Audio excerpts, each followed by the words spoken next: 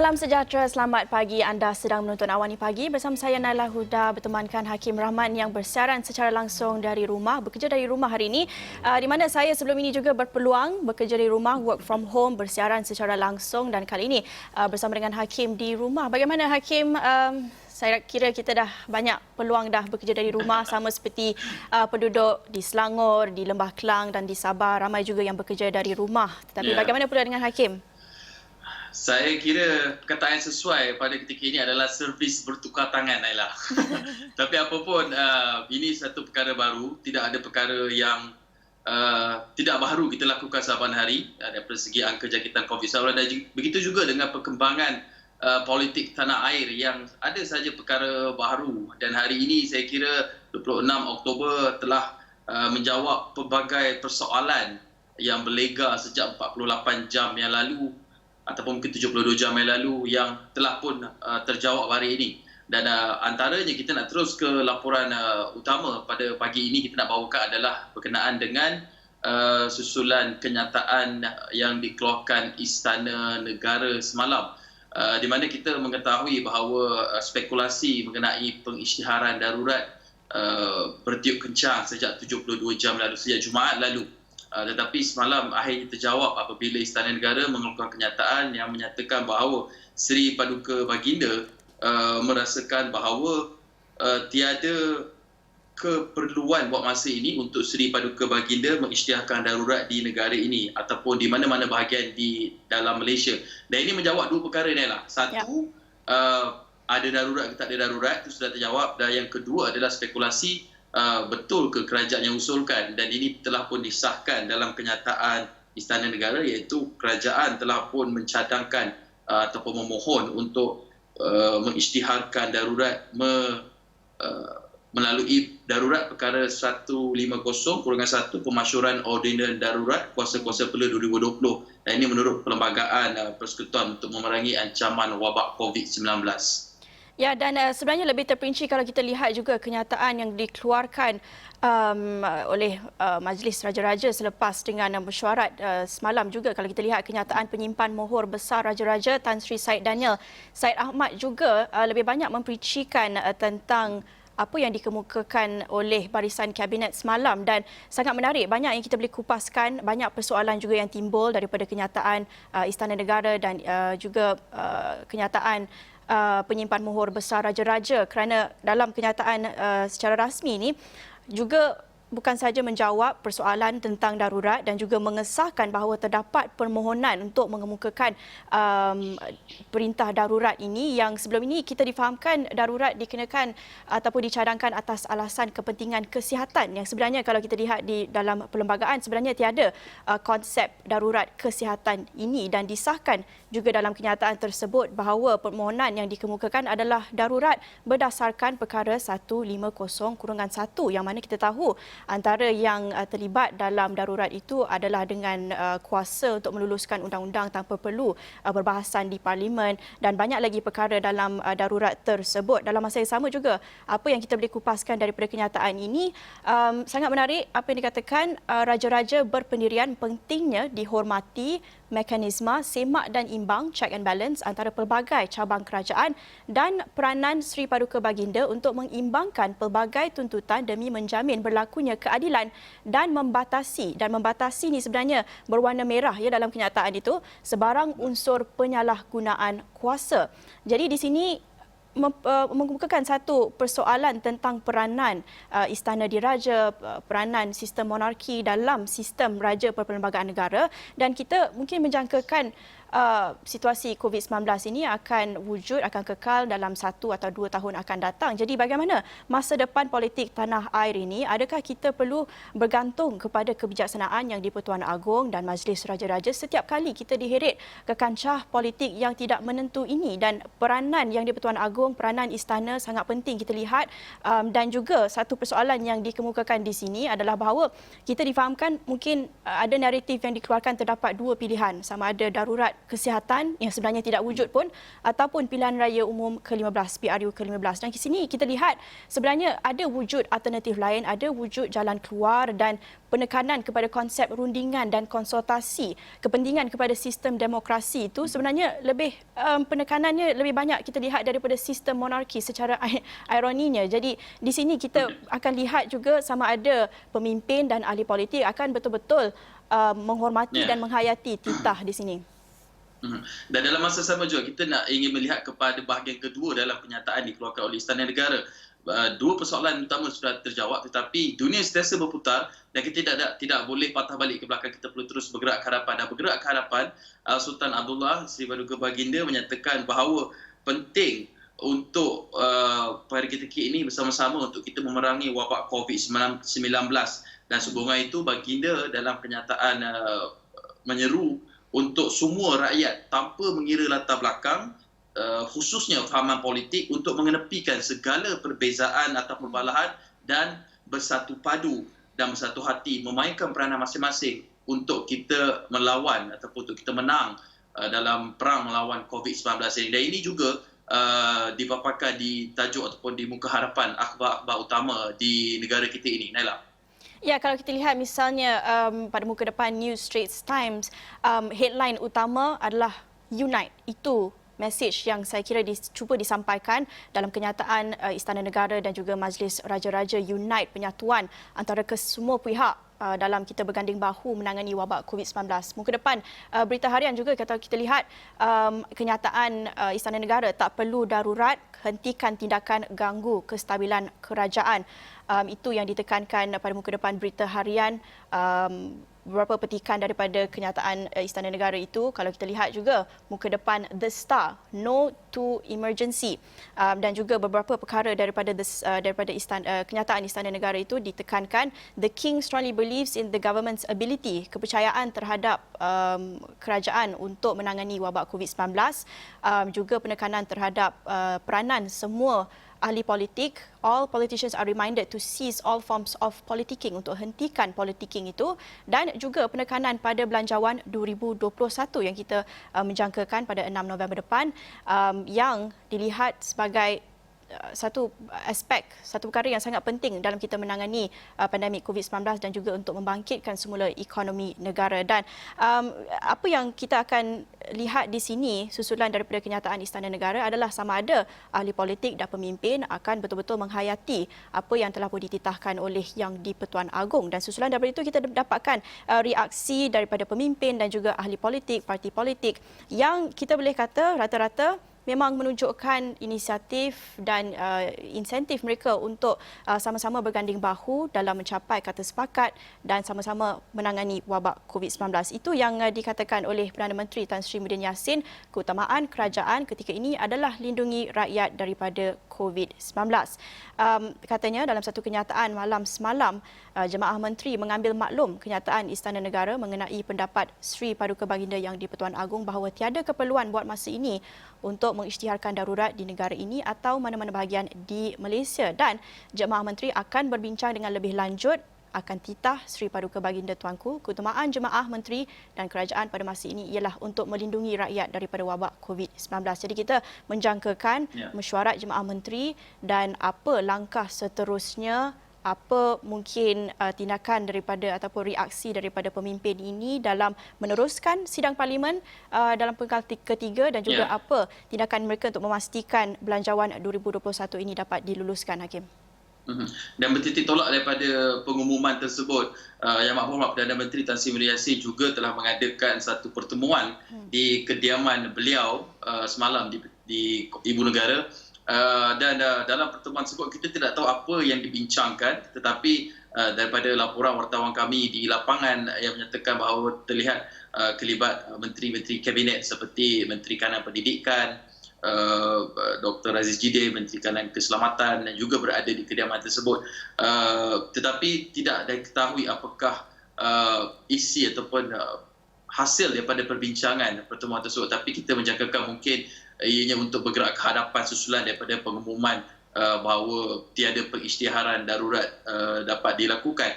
Dan dalam masa yang sama juga beberapa laporan yang memetik, laporan media dan juga memetik sumber-sumber menyatakan bahawa sepatutnya hari ini berlangsungnya satu mesyuarat antara Perdana Menteri dengan juga ketua-ketua pentadbiran kerajaan negeri, iaitu dengan juga Menteri Besar, tetapi mesyuarat tersebut dibatalkan selepas beberapa jam jemputan untuk mengadakan mesyuarat berkenaan yang sepatutnya berlangsung pada pagi ini diadakan.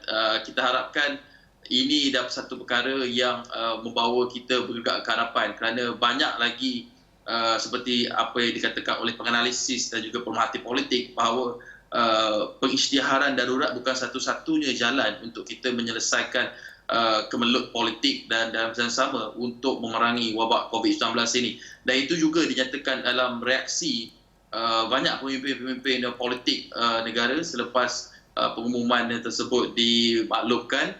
Antaranya,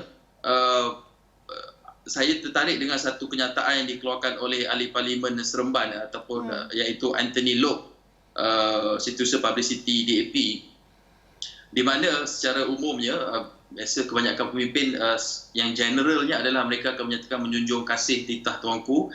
Itu satu perkara, tetapi dalam masa sama bergerak ke hadapan juga Anthony Loke juga ada mencadangkan beberapa perkara untuk semua mereka ini duduk semeja. Semua mereka ini adalah daripada blok kerajaan dan juga blok pembangkang untuk duduk semeja dan untuk mencapai konsensus ataupun persetujuan berdasarkan tiga perkara ini.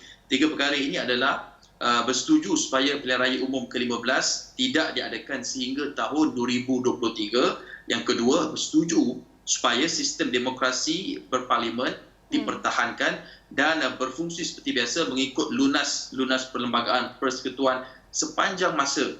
Dan yang ketiga adalah bersetuju untuk mencapai konsensus bersama untuk merangka dan meruluskan Belanjawan 2021 dan seterusnya rak undang-undang yang lain. Yang ini adalah antara cadangan yang dikemukakan oleh ahli-ahli politik, terutama di blok pembangkang, seperti juga yang diumumkan oleh ahli parlimen MUA yang juga pengasas muda, yang antara lain beliau mencadangkan untuk kita mengamalkan konsep confidence and supply. Itu konsep yang mungkin bagi kebanyakan ataupun di landscape politik negara ini satu perkara yang tidak pernah kita dengar selama ini, tetapi ia telah dipraktikkan di negara-negara barat. Sebab itu saya cakap tidak ada perkara baru yang mengejutkan kita lagi. Saban hari ada saja perkara baru yang kita belajar, yang kita boleh fahami dan boleh kita praktikkan dalam usaha untuk kita bergerak ke hadapan sebagai sebuah negara bersama. Naila. Ya, tetapi sekarang ni kita lihat itu semua sekadar kenyataan dan janji-janji ahli politik, dan seperti mana yang Hakim katakan, kita dah tak terkejut dengan apa sahaja perkembangan politik, tapi kita akan terus ikuti apa sebenarnya tindakan tingkah laku ahli politik ini sendiri. Adakah mereka akan walk the talk, apa yang mereka janjikan ini, kerjasama untuk sama-sama menyampaikan ataupun menjayakan Belanjawan 2021 yang menjadi antara bajet yang paling penting dalam sejarah moden negara ini apabila kita berdepan dengan krisis kesihatan dan krisis ekonomi dan juga krisis demokrasi dalam masa yang sama. Jadi sangat penting untuk kita lihat sama ada ahli politik dan pemimpin ini dapat betul-betul menghayati titah yang di-Pertuan Agong untuk bersatu, untuk mengetepikan kepentingan politik, untuk mengutamakan kesejahteraan rakyat ketika ini. Dan ini semuanya anda boleh lihat di astroawani.com, kenyataan-kenyataan yang dikeluarkan oleh ahli politik. Misalnya daripada Anwar Ibrahim sendiri, pastinya satu kenyataan ataupun reaksi yang juga dinanti-nantikan kerana kita lihat ketidaktentuan politik ini juga antaranya berlaku susulan daripada pengumuman Anwar Ibrahim bahawa beliau mempunyai sokongan majoriti di parlimen, dan apa yang dijanjikan beliau adalah apa yang dikatakan tokoh politik termasuk ahli parlimen haruslah prihatin dan menggalas tanggungjawab sesuai dengan semangat perlembagaan dan kebertanggungjawaban kepada rakyat dan institusi parlimen dan negara. Katanya penting supaya tanggungjawab berkenaan dapat diimbangi dengan pelbagai tuntutan berkaitan keadilan, menolak rasuah dan membataskan sebarang unsur penyalahgunaan kuasa.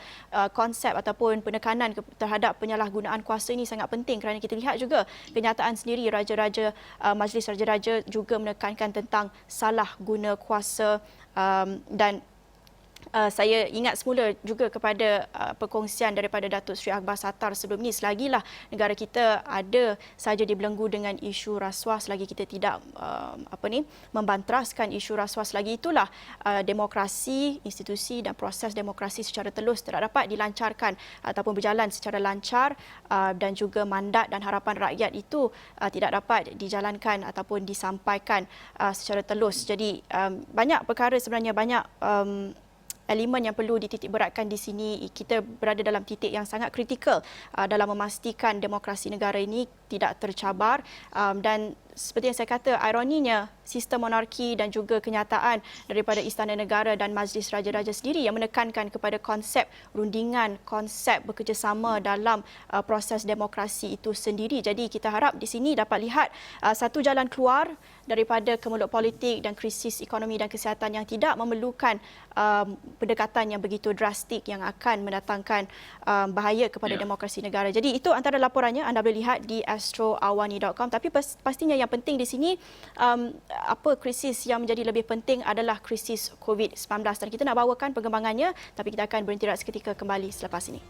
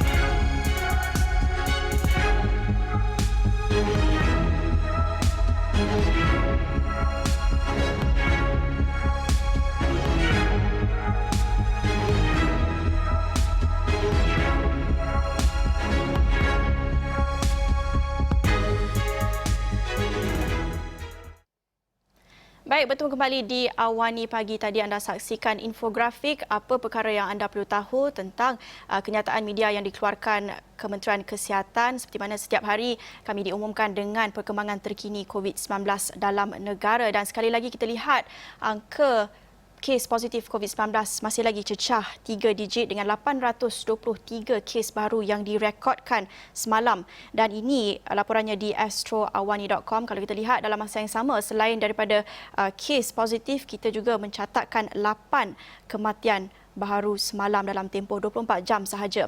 Dan daripada kesemua kes positif itu, negeri-negeri di Lembah Kelang juga mencatatkan sebanyak 99 kes, iaitu 12% daripada jumlah keseluruhan kes, dan 44 kes daripada di Lembah Kelang itu, 44.4% adalah daripada kluster-kluster sedia ada dan juga baharu, di mana 162 kes dalam masa yang sama pula adalah daripada kluster Seberang Perai, kluster Penjara Kepayan dan kluster Tembok, di mana kita sekali lagi melihat kluster direkodkan daripada penjara, pusat tahanan, seperti mana yang telah pun berlaku sejak Mac lalu, pusat tahanan, pusat imigresen. Ada sahaja kluster-kluster ini kerana kita tahu ruang yang sempit dan mungkin juga aspek dengan kebajikan banduan itu menjadi persoalan bukan sahaja media tempatan tetapi juga menjadi persoalan media antarabangsa. Dan kita lihat masih lagi tiada inisiatif ataupun political will daripada ahli politik ataupun pemimpin bagi menangani isu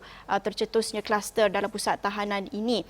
Dan seperti mana kita tahu, negeri yang paling terjejas ketika ini adalah di Sabah, di mana susulan pilihan raya negeri Sabah dan juga kluster-kluster baharu yang direkodkan daripada pusat tahanan di Sabah menjadikan Sabah menjadi antara negeri yang paling terjejas akibat COVID-19 ketika ini, Hakim. Ya, dan ini juga menuntut usaha secara menyeluruh untuk negeri Sabah untuk memastikan fasiliti kesihatan di negeri Sabah itu tidak runtuh. Ini yang ditegaskan oleh Persatuan Perubatan Malaysia MMA yang melalui presidennya, iaitu Profesor Datuk Dr. Subramaniam Muniandi, yang berkata bahawa bantuan dan juga pertolongan amat diperlukan di Sabah ketika ini. Dan ini kita lihat ketika perintah pelaksanaan perintah kawalan pergerakan bersyarat dilaksanakan ketika ini di Selangor, di Kuala Lumpur, di Putrajaya.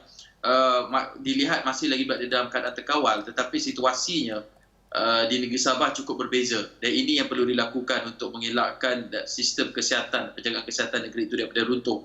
Dan katanya lagi, kalau kita lihat laporan sebelum ini, kita melihat bahawa petugas Barisan Harapan ini, kita berharapkan mereka terus cekal dan tabah, tetapi badan tidak boleh menipu. Walaupun mental kita kuat, tetapi kita sendiri pun jika kita bekerja dalam tempoh yang terlalu lama panjang akan mengalami fatigue ataupun keletihan, dan ini juga yang berlaku terhadap Barisan Harapan yang ketika ini juga berhadapan dengan kekurangan tenaga kerja, yang usaha ini dilihat telah pun digerakkan oleh Pertubuhan Bukan Kerajaan NGO untuk sama-sama membantu, tapi dalam masa sama juga banyak lagi usaha perlu dilakukan, seperti bantuan kecemasan daripada Kerajaan Persekutuan, kerana kerajaan negeri saja tidak mampu untuk menampung keperluan 3 juta rakyatnya, kerana sehingga kini kita dilaporkan, sehingga semalam dilaporkan kerajaan negeri telah pun memberikan bantuan lebih 72,000 bakul makanan.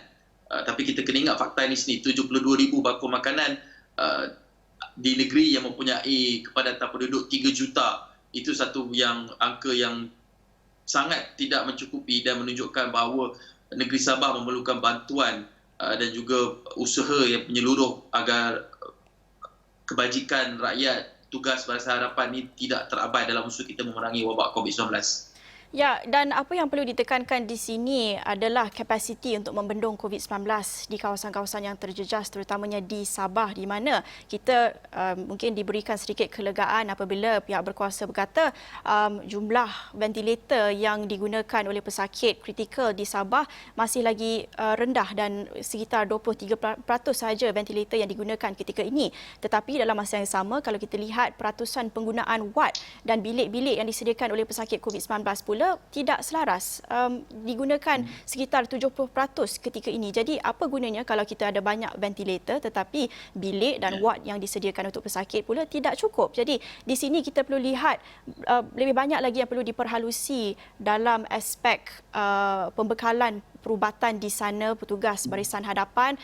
Kita sering diberitahu situasi terkawal, tetapi kita tahu dan pemerhatian saya sendiri ketika saya menghubungi NGO on the ground dan juga pihak hospital sendiri, mereka menyatakan kebimbangan mereka tentang sistem kesihatan mereka yang mungkin bakal lumpuh dalam masa yang terdekat sekiranya kes sentiasa meningkat. Kita tahu juga ada laporan bahawa beberapa pesakit COVID-19 tidak dapat dihantarkan ke hospital, terutamanya di kawasan pedalaman. Mereka perlu menunggu mungkin sehari 2 hari sebelum mereka diambil dalam ambulans dibawa ke hospital. Jadi ini sangat membimbangkan. Dalam masa yang sama kita lihat isu politik sekarang diutamakan, tetapi apa yang sebenarnya perlu dititikberatkan adalah sistem kesihatan di Sabah yang kita boleh jangkakan akan lumpuh sekiranya tindakan lebih tegas tidak diambil, dan juga isu-isu bekalan perubatan dan juga penyediaan wad dan ventilator tidak dapat menampung dengan jumlah pesakit di sana. Dalam masa yang sama kita nak lihat juga dengan situasi di Lembah Kelang yang pastinya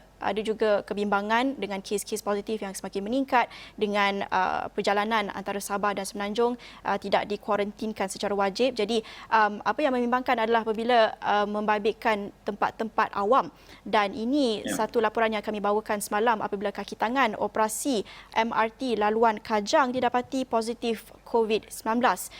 Ini laporan yang kami bawakan semalam apabila Rapid Rail dalam satu kenyataan memaklumkan staf berkenaan bertugas sebagai pengendali train atau transit officer yang bertugas buat kali terakhir pada 21 Oktober 2020, dan susulan itu Rapid Rail telah pun melaksanakan kerja-kerja disinfeksi dan juga kerja-kerja pengesanan kontak rapat telah pun dijalankan oleh KKM. Tetapi sekiranya anda mungkin bimbang setelah menggunakan MRT ataupun apa sahaja pengangkutan awam, anda digalakkan menjalankan ujian saringan COVID-19 kerana kita lihat ada kes-kes positif COVID-19 yang dah tak dapat nak kesan dah puncanya dari mana, dan mungkin juga berlaku secara rawak dan tidak dapat dikesan kes indeksnya. Jadi sangat digalakkan untuk kita semua sekiranya kita mampu dan mempunyai akses untuk menjalani ujian saringan COVID-19, Hakim.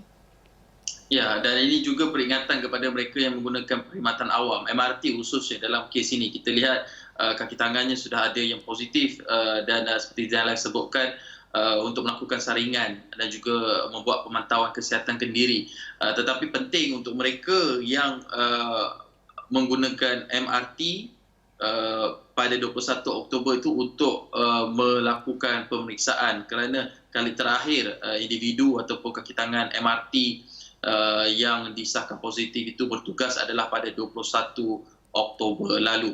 Dan angka-angka ini juga mewujudkan kembali cadangan untuk membuka semula pusat kuarantin dan juga rawatan pesakit COVID-19 berisiko rendah. Sebelum ini kita pernah buka di Maep, kemudian ditutup kembali, dan ini mungkin satu waktu ataupun waktu yang paling sesuai untuk mengaktifkan semula. Mungkin ada implikasi dari segi kos, tetapi ianya perlu dilakukan untuk mengawal ataupun memastikan penularan jangkitan COVID-19 itu tidak merebak lagi. Ini yang dicadangkan oleh pakar-pakar perubatan di luar sana. Tetapi dalam masa sama, Naila, kita juga ingin melihat kepada di negara di sekeliling kita, kerana kita bermaklum bahawa apa yang berlaku di negara jiran, contohnya di Bangkok ini yang juga berhadapan dengan situasi COVID-19 yang kian mencengkam, dan dalam masa sama berhadapan dengan protes yang berterusan daripada rakyat susulan dengan pelbagai isu yang mungkin mereka rasakan membungkam diri mereka, tapi akhirnya mereka bawa ke jalanan. Dan ini berlaku di Bangkok selepas ribuan penunjuk perasaan yang berkumpul di jalan-jalan raya di Bangkok menuntut peletakan jawatan Perdana Menteri, yang kita bersyukur ketika ini situasi seperti ini tidak berlaku di negara kita, walaupun ada desakan, tetapi akhirnya kita cuba membawa ke meja rundingan. Ya. Nala. Apa yang menarik juga kalau kita lihat di negara jiran di Thailand ini, meskipun dengan protes yang berlangsung sejak beberapa bulan lalu, tetapi dalam masa yang sama, kes positif COVID-19 masih lagi berada dalam sekitar angka 1 digit saja.